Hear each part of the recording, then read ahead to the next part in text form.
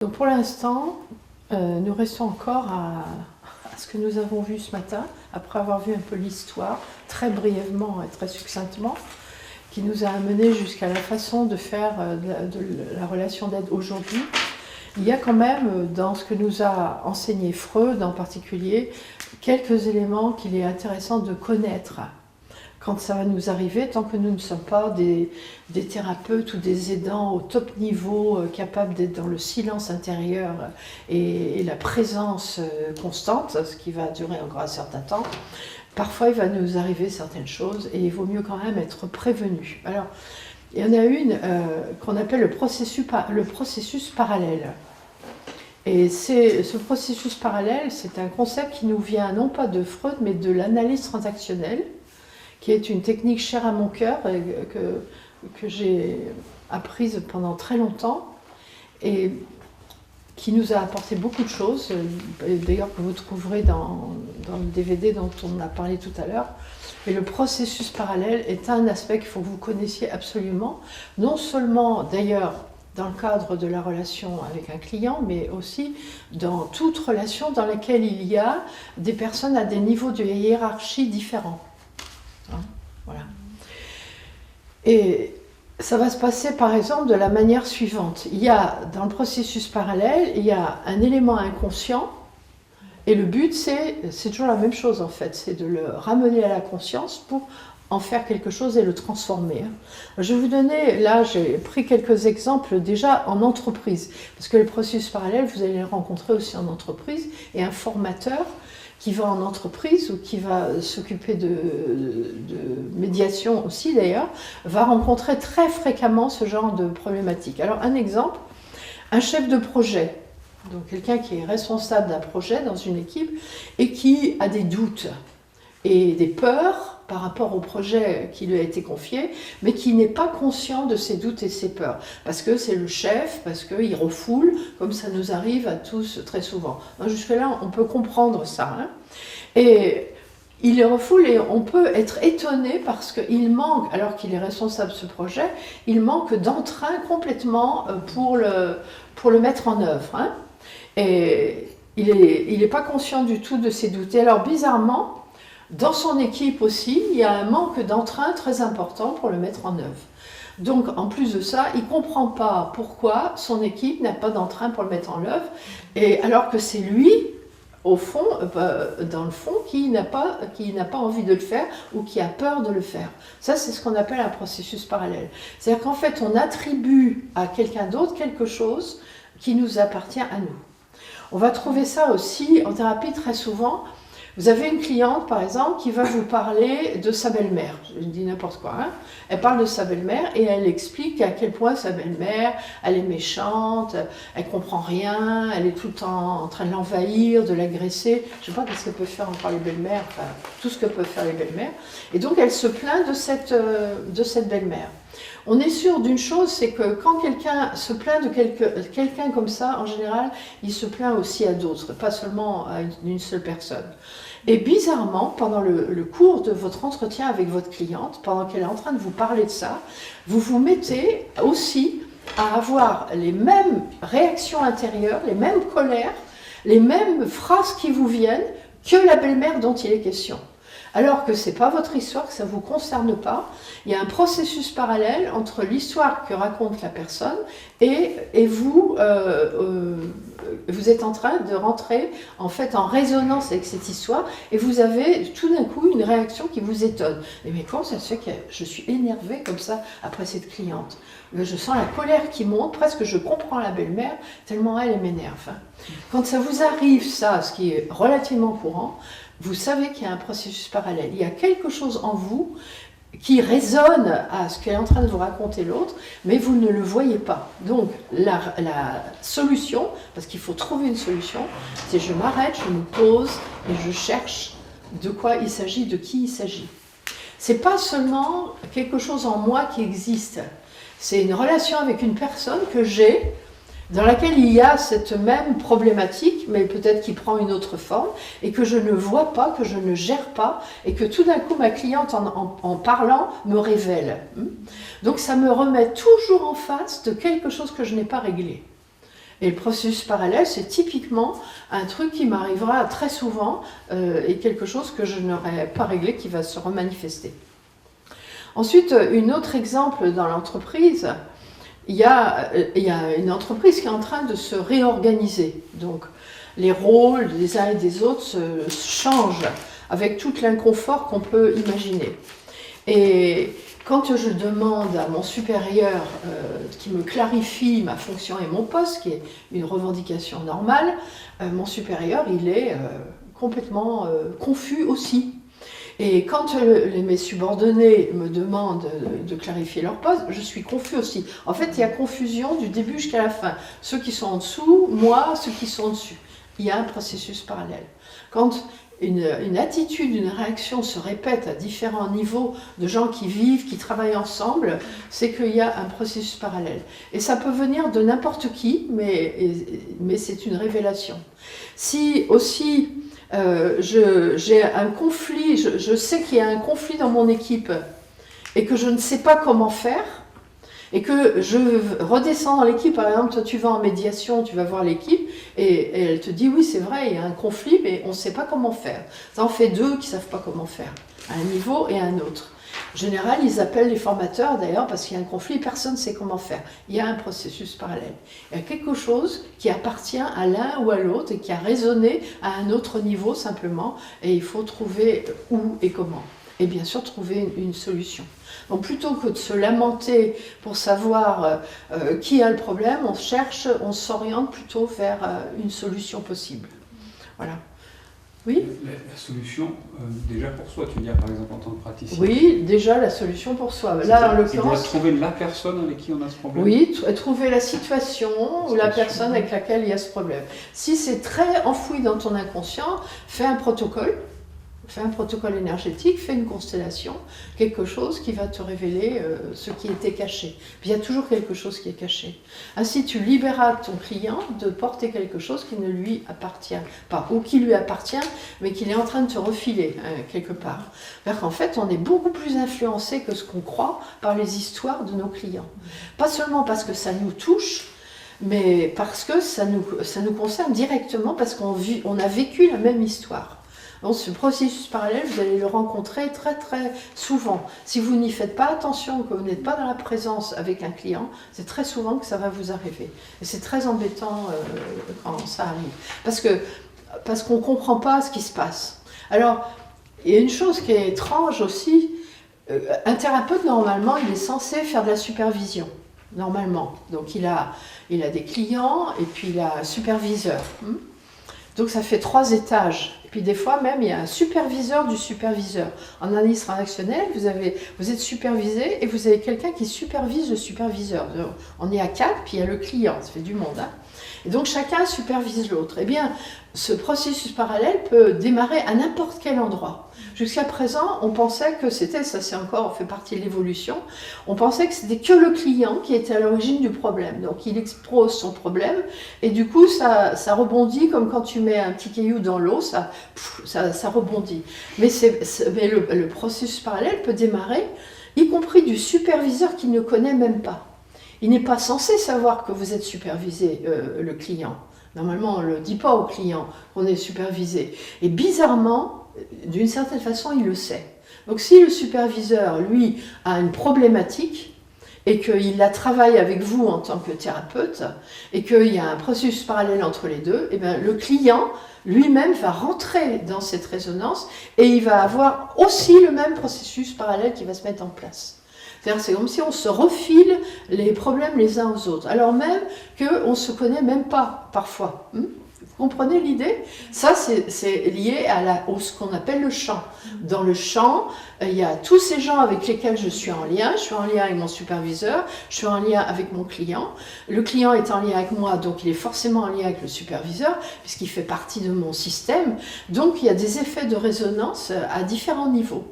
Et le problème qu'on a quand on a un problème, c'est qu'on met ça sur le compte de celui qui l'exprime. Mais on n'a pas idée, mais est-ce que ça ne serait pas à moi aussi? Ou rarement cette idée. Alors que c'est toujours, s'il y a une résonance, s'il y a une souffrance, si je me sens incompétent, c'est que ça me concerne et que ça m'appartient aussi. dans les entretiens qu'on fera pour ceux qui vont continuer dans les entretiens avec les clients, vous verrez que un entretien sur deux, vous allez trouver un processus parallèle, pratiquement. Et il y a, je crois que j'ai dû noter là, les choses qui permettent de reconnaître qu'il y a un processus parallèle qui est en place. Des choses simples, hein. Par exemple, tout d'un coup, votre client se met à être en retard, alors que jusqu'à présent, il était toujours à l'heure. Brutalement, il se met à être en retard. Il annule les rendez-vous, ce qu'il ne faisait pas non plus jusqu'à présent. Un rendez-vous, ça va. 2, 3, c'est bizarre. Il les oublie. Il oublie de payer les honoraires. Ou alors, bizarrement, ce jour-là, il n'a pas de chèque, il n'a pas d'argent, et il a oublié son argent quelque part. Ou alors, c'est vous, en tant que praticien, alors une chose qui vous arrive qui est très bizarre, vous oubliez vos rendez-vous. Vous avez oublié votre rendez-vous. Ou alors le client, il vous est complètement sorti de la tête. Ou alors au contraire, il vous obsède. Pensez à lui, vous réveillez en pensant à lui, même quand vous n'avez pas rendez-vous. Ou vous appréhendez de le recevoir. Vous dire, celui-là, je ne sais pas pourquoi, mais j'ai peur, quoi. Ou vous oubliez de le faire payer. Aussi, ça peut exister. Hein. Vous avez des blancs. Vous ne vous souvenez plus de ce qu'il vous a dit il y a 10 minutes ou la fois d'avant. Tout ça, ce sont des signaux qui vous disent, là, il y a un processus parallèle qui est en place. Il y a quelque chose qui n'est pas clair en moi par rapport à ce qu'il a raconté et que je ne vois pas, que je ne règle pas. Donc là, il faut aller voir un superviseur en direct, si vous en avez un, et lui demander de poser ça. C'est ce qu'on fait par exemple en systémie. En systémie, un vendredi, il y a une journée entière de supervision. Donc les gens viennent, ils arrivent avec les problèmes qu'ils ont avec leurs clients. Ils disent, j'ai un client avec qui c'est très difficile. Voilà, ils vous expliquent pour qui, pourquoi, tout ce qu'ils ont fait, tout ça, sans avoir idée qu'ils y sont pour quelque chose. Ils ont l'impression d'avoir fait bien, ils ont fait le mieux. Hein. Donc vous faites la constellation, vous mettez le client, vous mettez le thérapeute en face, le constellateur, et puis vous regardez et vous le voyez, le processus parallèle. Il y a quelque chose qui se révèle et qui tout d'un coup est vu et on peut passer à autre chose. Donc les constellations, c'est une grande aide pour les voir. Donc vous avez des signaux comme ça. C'est bon ? Je sais pas, je veux dire, c'est tellement courant que on ne s'en rend même pas compte. Même entre vous, là, pendant que vous étiez là depuis le début, il y en a certainement eu. Il y a certainement des choses que les uns et les autres vous ont racontées qui sont restées un peu marquées, ou qui vous ont donné un malaise, ou avec quoi vous êtes resté parfois pendant quelques heures, vous êtes réveillé ce matin avec, ou un inconfort de retrouver la personne, ou une appréhension. Il y a un processus parallèle. Qu'est-ce que c'est qu'elle m'a dit ? Mais de la même façon, le client, il peut aussi être influencé par un truc qui est à moi, quoi. Donc ça se refile dans tous les sens. Hein. Ça n'appartient pas qu'à un seul. Et c'est l'explication, on la trouve plus facilement avec l'idée du champ en systémie. Quand on a compris l'idée du champ, on comprend que ça existe. Hein. Donc j'allais trouver des tas d'exemples, hein, mais ils sont un petit peu longs. Hein. Il y a beaucoup d'exemples dans les livres, mais ça appartient plus au monde de la psychanalyse. Les psychanalystes font très attention à ces choses-là et en fonction du courant, si c'est freudien, jungien et autres, bon, ils en parlent de différentes manières. Nous, finalement, on ne va pas s'intéresser comment ils le traitent eux, parce qu'on n'est pas des psychanalystes, on ne le sera jamais. Ce qui nous intéresse, c'est de savoir que ça existe et qu'on va l'entendre comme un signal auquel il faut faire attention. Il n'y a aucune raison de se sentir mal dans une relation avec quelqu'un. Surtout quand on est dans une position où on est censé être complètement en dehors.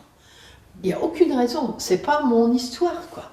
C'est, comment il dit Jung, là, que c'est une forme avortée d'empathie, le processus parallèle. C'est pas mon histoire, c'est son histoire, et ça me touche tellement, quoi. Ben oui, ça me touche parce que c'est aussi à moi. Mais le fait que de me mettre, ça c'est ce qui me surprend le plus, moi, de me mettre à ressentir les choses de la personne dont il est question et que je ne connais pas, ça c'est vraiment intéressant à voir. je finis par m'énerver, quoi. Elle me parle de son mari, et je veux dire, je deviens comme son mari. J'ai envie de l'agresser, j'ai envie presque de la battre, j'ai envie d'être sadique. Je me vois en train de lui dire des trucs hyper désagréables.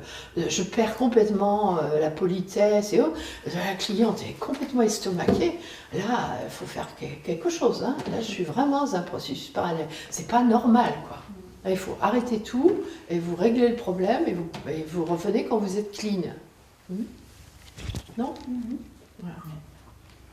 Alors en plus, si vous allez en thérapie généralement et que en supervision, vous allez voir votre superviseur, c'est pas ce qu'on lui raconte au superviseur, parce qu'on ne sait pas qu'on est dans un processus parallèle. Alors qu'est-ce qu'on lui raconte ? On lui raconte en détail, oui j'ai une cliente qui est venue tel jour, à quelle heure, elle a tel problème. On lui dit des trucs très factuels comme ça, qui sont des faits précis, marquants et autres. Et c'est difficile, cette cliente, je la comprends pas. De toute façon j'ai beau lui dire si, ça marche pas. J'ai vu fait toutes ces techniques, ça marche pas. Et donc la personne, elle explique à son superviseur, elle est convaincue d'avoir fait tout, quoi. Hein. Et elle comprend pas, et elle met ça sur le dos de la cliente. Hein. Elle dit c'est elle, quoi. Elle a un gros problème. Moi, j'arrive pas à trouver où est son problème. Pourtant, j'en fais des choses. Ça me tracasse. Je l'aime beaucoup, cette cliente. À un moment donné, je l'aime plus du tout. Je rêve la nuit qu'elle revienne pas. Je rêve la nuit de plus la voir, qu'elle aille chercher un autre thérapeute. Mais j'ose pas le dire, évidemment. Mais voilà, le superviseur, tu vois, il doit l'entendre ça. Attends, qu'est-ce qui t'arrive, quoi, hein? Il y a quelque chose qui n'est pas net chez toi. C'est pour ça qu'on va le voir. Comprenez l'idée. Donc, si ça vous est déjà arrivé, ou si ça vous arrive, vous ne l'oublierez pas, peut-être. Donc, nous, le traité... Ah ben, le traité, ouais, c'est d'en prendre conscience. Oui. C'est prendre conscience et le traiter. Oui, et d'utiliser une technique qui te permet de mettre en évidence que tu as complètement refoulé. Et voilà. Attends, je voudrais trouver un exemple que j'ai pris ce matin, que j'avais trouvé super bien. Il faut que je vous le trouve peut-être, ou de tête. Je vais vous donner une situation. Imaginez que vous ayez une cliente qui vous aime beaucoup, et ça existe, il y a des périodes comme ça. Et la personne, elle vous dit, à un moment, elle s'énerve, elle est énervée, et elle vous dit, j'ai l'impression, franchement, que les séances avec moi durent beaucoup moins longtemps que les séances que vous faites avec les autres. Voilà, une cliente qui vous dit ça. Comment vous réagissez ?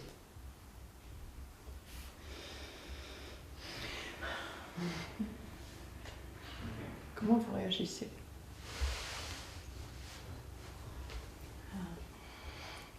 On va essayer de justifier, non ?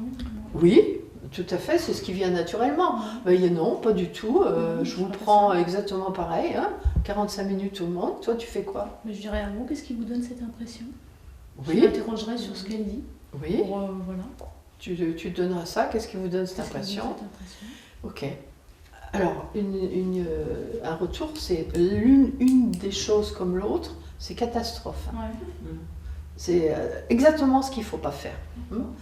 Et qu'est-ce qu'on fait quand on est un aidant et qu'une personne dit ça ?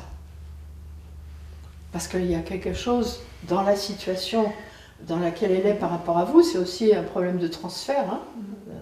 Et il y a quelque chose qui n'est pas juste, c'est pas une réalité, vous la prenez réellement comme les autres, mais elle a cette impression. Comment vous pouvez faire pour l'aider ? Parce que là, votre rôle, c'est de l'aider dans la réponse que vous lui donnez. C'est pas en justifiant, c'est pas en lui demandant qu'est-ce qui vous fait dire ça. Là, vous êtes parti dans un jeu de ping-pong. Oui, mais, et mais comme ça. Mais non, pourtant, nanana, oui, mais. La personne, elle a pas envie d'entendre ça. C'est un symptôme de quelque chose qu'il faut que vous traitiez maintenant. Oui ? Formulation. C'est-à-dire ? Reconnaître qu'elle est frustrée, enfin reconnaître ce qu'elle vient de dire, donc répéter les mêmes mots déjà. Tu pourrais. Il y a beaucoup plus efficace encore. Est-ce qu'il y a d'autres endroits dans votre vie où vous avez cette impression ? Oui, ça ressemble un peu, tout à fait. Est-ce qu'il y a d'autres endroits dans votre vie ou d'autres personnes avec lesquelles vous avez déjà eu cette impression ? Ouais. Et c'est la seule chose intéressante à lui dire. Hein. Et à ce moment-là, elle va être... Oui, justement. Autrefois, ça m'énervait parce que ma sœur, elle était plus petite que moi et ma mère, elle était tout le temps de lui faire des câlins et pas à moi. Ce qui certainement n'était pas vrai. Mais elle, qui était dans la frustrée, elle avait cette impression que sa mère passait plus de temps avec sa petite sœur qu'avec elle. Et tout d'un coup, dans cette situation, ça y est, ça remonte. Ça remonte parce qu'il y a un transfert sur vous aussi, hein, donc, qui est momentanément en tant que thérapeute dans le rôle du parent, et du coup ça sort comme ça. Donc si vous rentrez sur un mode comme si elle était normale, c'est comme si vous étiez dans une relation normale, à une copine qui vous dirait ça, vous direz hey, cocotte, je te garde, on a passé autant de temps avec toi qu'avec une autre. Ok, mais pas avec un client. Avec un client, on est dans une autre situation.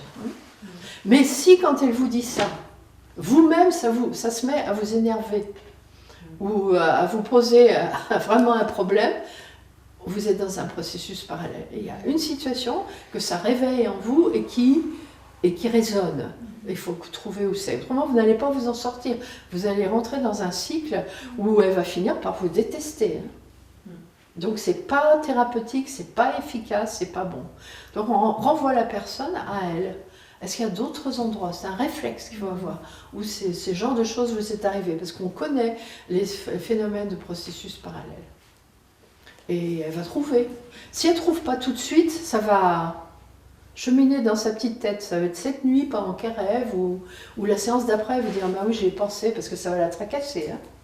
Parce que quand vous dites quelque chose, en tant qu'aidant, ça a du poids pour un client. Hein. Donc elle va y penser, et tout d'un coup, ça va revenir. Mais souvent, ça revient tout de suite. Et là, vous l'avez fait avancer d'un grand pas. Elle conscientise. Oui, elle conscientise. Et en plus de ça, vous l'acceptez comme elle est. C'est-à-dire que pour une fois, elle s'exprime, elle dit ce qu'elle pense, elle est accueillie et vous l'acceptez comme elle est. Et ça ne change rien à votre relation, ça ne change rien à la qualité de ce que vous faites ensemble. Vous êtes disponible, vous êtes toujours là, et elle revient et tout va bien. Et si elle dit qu'il n'y en a pas, de quoi? Qu'est-ce qu'on répond dans de moments et d'endroits où c'est déjà arrivé? Tu la laisses réfléchir, tu lui dis, simplement vous y pensez, si vous avez le temps. Voilà. Ça fera son chemin de toute façon. Ce qui compte, c'est la façon de répondre. Tu vois, tu ne te justifies pas, parce que d'abord c'est faux ce qu'elle raconte, hein. Tu ne te justifies pas. Par contre, si c'est vrai, imaginez que ça soit vrai, que vous passiez moins de temps avec elle, quelqu'un d'autre, là vous le reconnaissez. Il faut être honnête. Oui, c'est vrai, avec vous aujourd'hui, on a pris 30 minutes, alors qu'avec la cliente d'avant, qui a attendu dans la salle d'attente, on a pris 45. Voilà. Mais ces 15 minutes, on va les rattraper. Donc, pas mentir non plus. Hein. Comprenez l'idée? Oui, voilà. Donc sachez que quand on a compris l'idée du champ, en fait, nos clients, dès qu'ils sont en contact avec nous, ils sont dans notre champ. Donc ils sont en contact avec tout ce qu'on a vécu, avec les gens avec lesquels on est en contact. C'est dans l'inconscient collectif, c'est dans mon inconscient, dans le sien aussi. On est dans le même champ, donc il va capter les choses. Et il va me les renvoyer et ça va résonner régulièrement en moi. Comprenez? Donc ne vous faites pas d'illusions, il sait parfaitement, pas de façon consciente comme ça, mais il sait parfaitement vos problèmes et c'est absolument pas par hasard qu'il est venu vous voir vous. C'est parce qu'il y a une résonance avec quelque chose. Déjà, appris au départ, c'est comme ça. Il y a une attirance vers vous pour une bonne raison, même si vous-même vous la connaissez pas. Et on sait, parce qu'il y a des thérapeutes qui ont bizarrement plein de types pathologiques les mêmes. Il y en avait un à Paris, avec qui j'avais travaillé une période, lui c'était que des borderline, il n'y avait que des borderline qui vivaient chez lui. Il disait, je ne sais pas, elle a dû tomber sur un nid, mais il était vraiment le thérapeute qu'il fallait pour des personnalités borderline, vraiment. Et puis d'autres, non, il dit, je n'ai en ce moment que des problèmes de femmes trompées. Que ça, que ça. Là, on va vous en faire une liste. Attends, là, s'il n'y a pas un processus parallèle, tu as intérêt quand même à te poser 5 minutes et à te poser sérieusement la question. Qu'est-ce qui se passe? Pourquoi ça m'arrive à moi? Tu vois, ça renvoie toujours à soi. Le client, il nous interroge quand même. C'est-à-dire qu'il nous fait travailler nous aussi, si on veut bien le faire. Mais il n'est pas normal, il est dans ce sens, c'est normal. Tant qu'on n'a pas réglé les choses, c'est-à-dire d'avoir des personnes qui viennent alors que Toujours les mêmes, quoi. Toujours le même type de problème. Et si on règle ce problème, on peut s'attendre à ce qu'on passe à un autre problème qui serait le même. C'est possible. Hein, c'est Non, possible. mais Sans appréhension, mais... Où tu deviens hyper spécialisé, tu connais le problème par cœur, tu l'as dépassé, et à ce moment-là, ils vont venir te voir. D'abord parce que tu raisonnes quand même par ton histoire personnelle que tu as dépassée, et puis parce qu'ils savent que là, ils vont trouver une compétence. De toute façon, la résonance, elle y est, tu vois. Ça résonne tellement en moi par rapport à la colère. Oui. Je vous ai dit, j'ai fait une médiation, j'ai dû arrêter par rapport à Oui. d'être colérique. Je vous ai parlé de cette Oui. colère qui m'anime. Justement. Et j'avais l'intention de comprendre ma colère en venant Oui. à ce stage aussi. Oui. Donc oui, ça résonne tout ça. Ben oui, donc forcément, tu fais de la médiation, tu es quelqu'un qui a du mal à gérer ta colère qui déborde de partout, et tu te retrouves dans un métier où tu fais de la médiation et où tu rencontres des gens qui ont des problèmes de colère, tu nous as raconté hier. Ouais. Donc ça, si c'est pas un processus parallèle, tu vois. Ouais. Donc la question, c'est la colère de qui quand ce monsieur, c'est toi qui as raconté hier ce monsieur, quand lui, il se met en colère, est-ce qu'il est en résonance avec la tienne ? Tu vois, ou est-ce que c'est toi qui es en résonance avec la sienne? Et c'est clair qu'il y a un effet miroir entre les deux. Ouais. L'un entretient l'autre. Donc tu n'as pas fini d'avoir des clients, tu fais pas de soucis. Tant que tu n'as pas réglé ta colère, tu en auras plein des médiations à faire. Oui, alors justement, l'idée c'est de régler au plus vite pour être au meilleur niveau de soi-même, pour pouvoir aider les autres. Au Donc plus je vite. reste... Au ouais. plus vite. Disons que tu as la chance d'avoir une émotion négative qui est porteuse d'une grande énergie. Ouais. C'est formidable quand même. C'est mieux de ça que dépressive, on est d'accord. Donc avec la colère, c'est une grande énergie. Donc à toi, ton rôle, c'est de trouver à la canaliser, quelque part. Et si tu la canalises pas, tu vas avoir ce type de problématique très souvent. Hein. Tu vas te rencontrer des tas de gens en colère. Voilà, ça va fonctionner dans les deux sens. Vous entretenez l'un l'autre. Tes clients t'aident à vivre, tu vois, comme ça. Non, mais c'est ça, c'est exactement ça. Et c'est probablement le cas pour d'autres sur les certains aspects de vos personnalités. Et il y a des processus parallèles qui sont en œuvre, comme ça. Bon, c'est bien, l'important c'est de le savoir. Hein?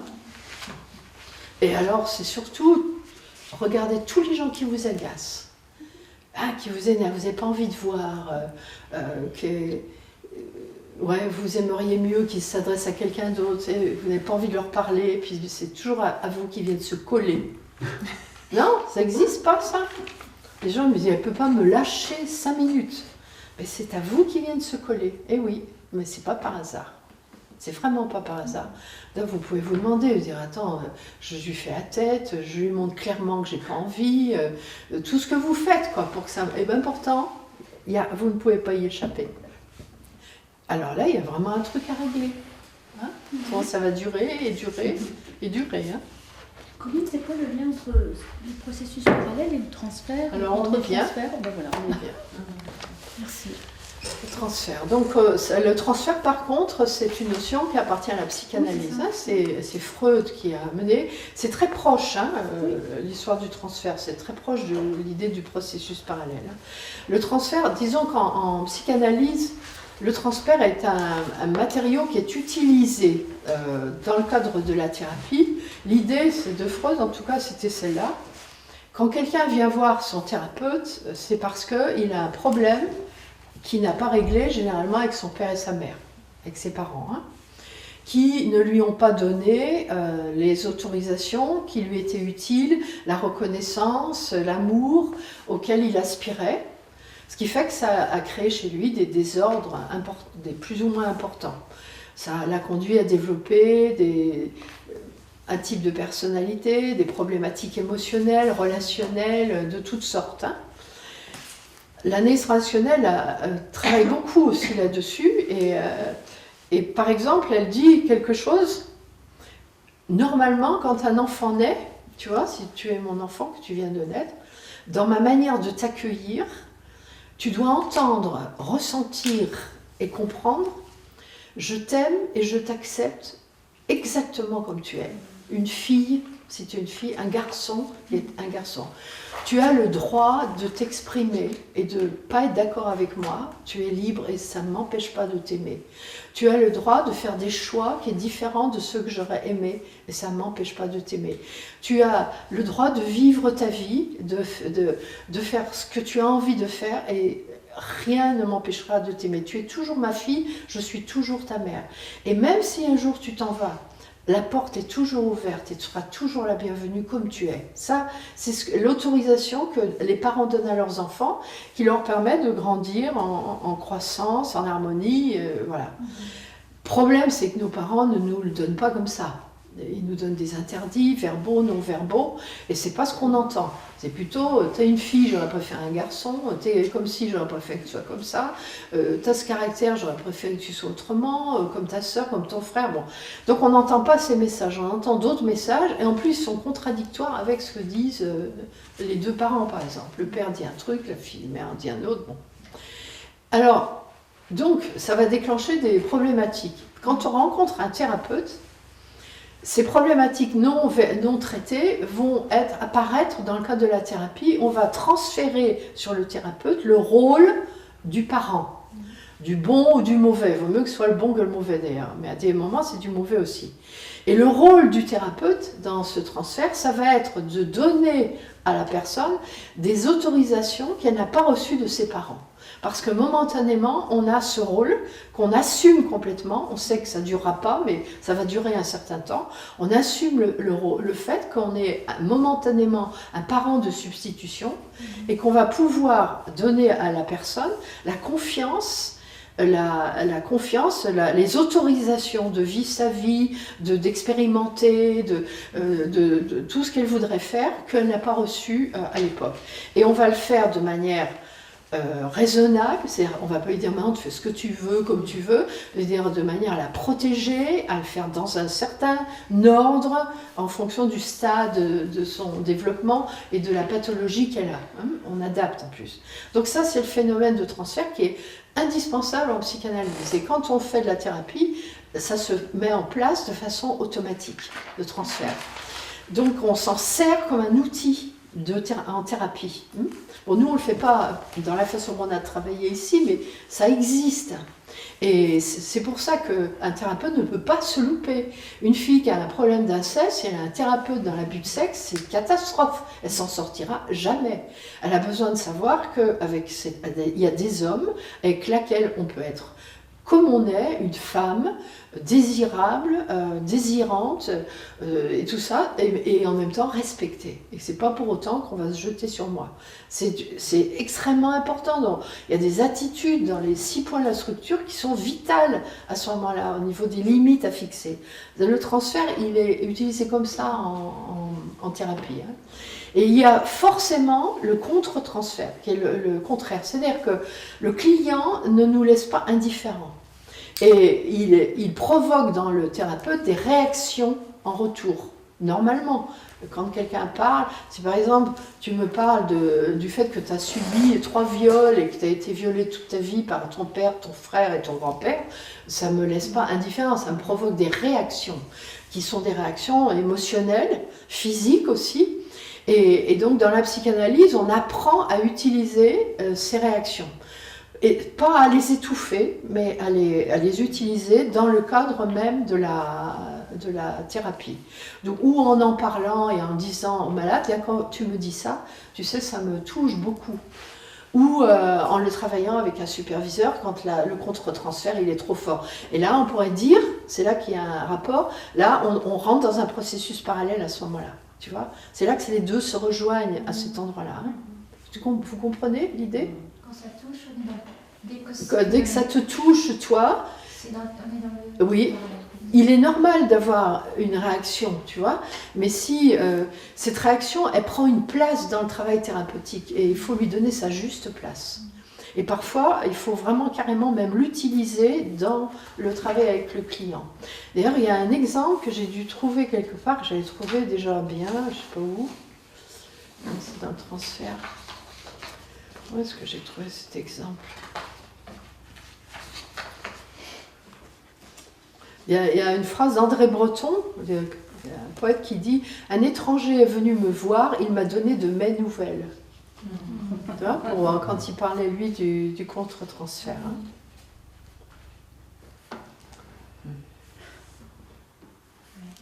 Voilà, c'est un exemple d'un thérapeute qui donne un exemple. Une de mes patientes tenait un discours qui, depuis quelque temps, m'agaçait beaucoup et je n'arrivais pas à comprendre pourquoi, ni à l'analyser. Donc, voilà, elle parlait beaucoup et ça l'énervait, lui, et qu'on n'arrivait pas à comprendre du tout ce qui se passe. Et il avait l'impression qu'elle cherchait tout le temps à le mettre dans son camp. Vous savez, c'est le cas quand quelqu'un joue victime. Ouais, tous les gens qui me font du mal, et nana, et sans arrêt qui parlent, et on prend l'autre à témoin en espérant, si c'est un thérapeute, qu'il se mette de mon côté. Et donc, il y avait cette impression, et ça lui donnait un grand malaise. Hein. Et donc, il y avait un phénomène de contre-transfert. Et il était en train de réagir à ce qu'elle était en train de dire. Et à ce moment-là, il lui a fait part de ce qu'il vivait. Non pas en lui disant les choses de manière violente, mais en lui disant de façon douce, avec tact, est-ce que vous vous rendez compte, je ne sais pas qu'est-ce qu'il lui a dit d'ailleurs là, il ne dit pas ce qu'il lui a dit, mais avec le plus de tact possible, il lui a fait comprendre qu'elle essayait de l'utiliser pour la mettre dans son camp, à elle. Et c'était un rôle qu'il n'avait pas envie de prendre. Et à ce moment-là, elle a répondu « Ah oui, c'est vrai, j'agace tout le monde avec mon besoin tout le temps de me justifier. » Et ça exaspérait mon père qui me battait. Et à partir de là, elle a pu toucher à quelque chose qui était très profond en elle et qu'ils ont pu traiter dans le cadre du travail. Hein. Donc lui, il a choisi ce moment-là pour lui renvoyer l'effet que ça lui faisait. Et du coup, elle, en ricochet, ça lui a rappelé des choses de son enfance qui étaient à l'origine de cette façon de faire. Donc après, on travaille dessus. Voilà. D'accord. Vous comprenez l'idée? C'est ça. Donc le transfert et contre-transfert, ça s'expliquerait bien, on ne peut pas l'éviter. Et c'est même important, dans le cadre de la thérapie, que le client te considère un peu comme le père et la mère. Il y a une période où ils sont très dépendants, la moindre chose que vous dites, ça prend des proportions considérables, c'est un Graal. Les gens, quand ils sont en thérapie, en particulier en psychanalyse, je veux dire, leur psychanalyse, c'est Dieu, quoi. Hein, il ne faut pas y toucher, c'est terrible. Donc des fois ça dure très longtemps, ça dure 12 à 15 ans en psychanalyse quand même. Donc il faut arriver à sortir du moment, vous vous rendez compte le travail qu'il faut faire pour arriver à un moment à dire maintenant je n'ai plus besoin de vous, je suis grande et je peux vivre ma propre vie. C'est-à-dire je vais donner tellement de sécurité, d'autorisation et autres que maintenant elle peut partir et tu lui dis je suis disponible quand tu as besoin, je suis là. Et si un analyste arrête son analyse de lui-même, qui déménage sans prévenir ses clients, je veux dire, ça fait des dégâts terribles. Ça donne des obligations quand même, ce type de travail. On ne peut pas, comme ça, laisser tomber ses clients quand on a quelqu'un qui est dans ce processus-là, avec ces phénomènes de transfert contre transfert. Ça va? Bon, alors nous, grâce au ciel, on n'a pas à faire ça. Mais on sait que ça existe. Et que de temps en temps, il y en a qui vont nous prendre pour papa-maman. Pas grave. Nous, on sait que c'est pas vrai. Par contre, il ne faut pas jouer à papa-maman. Hein? Bon, de toute façon, ce sont des cas qu'on verra quand vous allez faire directement les entretiens d'aide. Du début à la fin, vous allez rencontrer ça très souvent. Des questions ?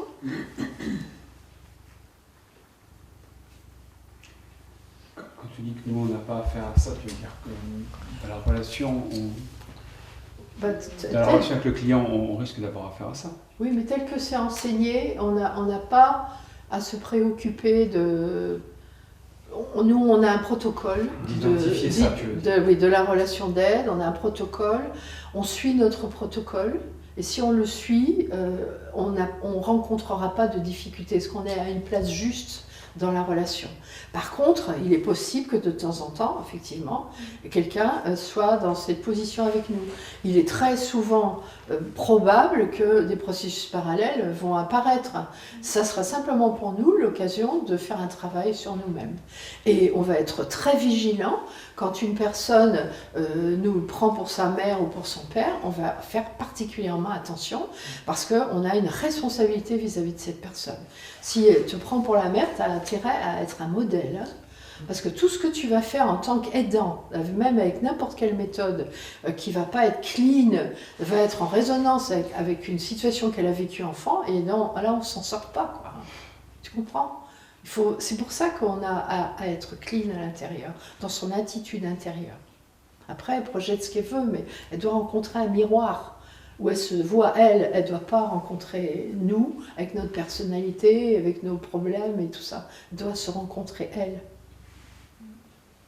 Donc on ne lui donne pas de conseils, on la traite pas comme un enfant, on la traite comme un être humain, debout entre la terre et le ciel, qui a une essence, qui est un reflet de l'esprit et qui a en elle la sagesse. C'est pas la même chose quand même. Non? Oui. Voilà. Bien, voilà ce que je voulais vous dire ce matin.